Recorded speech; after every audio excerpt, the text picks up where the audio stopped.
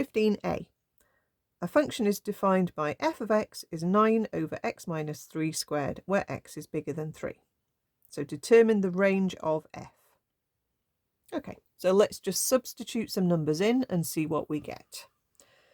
X has to be more than 3, because if you actually input a 3, you get a divide by 0, which is a problem.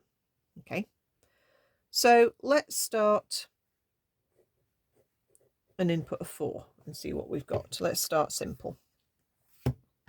Okay, 9 over bracket 4 minus 3, close bracket, squared. Okay, and that gives me 9. If I go bigger,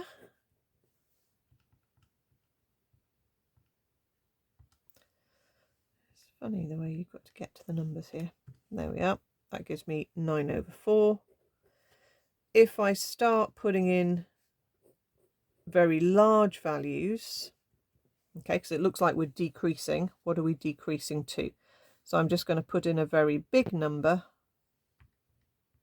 I don't know, 5,000. Oh, well, look, that's tiny. Okay, we're heading to 0. All right. And that makes sense because you're doing 9 divided by something really big. Now, 9 is not here the biggest we can get, because if we tried closer to 3, like 3.5. Okay, let's try that. 3.5. Oh, 36. Okay, let's try 3.1. Let's try getting closer to 3.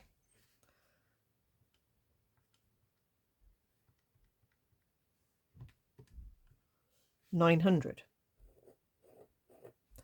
Basically, if you make this denominator very, very tiny, which you will do if you put in a number that's very close to 3, you do 9 divided by something very tiny, which is going to be very huge.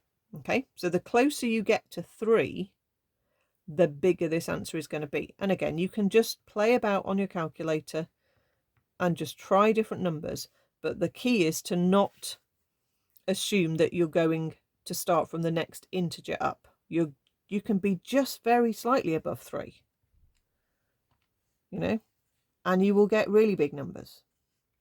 So therefore, your range is that you can get anything from a really big positive all the way down to 0, which we're going to say in the correct order, and say you can get anything from 0 all the way up to really big. Okay, if you wrote infinity comma 0, it's like spelling a word backwards. It just looks really wrong. You might have got all the right information there, but it just doesn't look right. So make sure you've got the numbers in ascending order. They're both curly brackets because we're not counting 0, because we never get exactly there, because we'd have to be able to input infinity, and we can't technically input an infinity.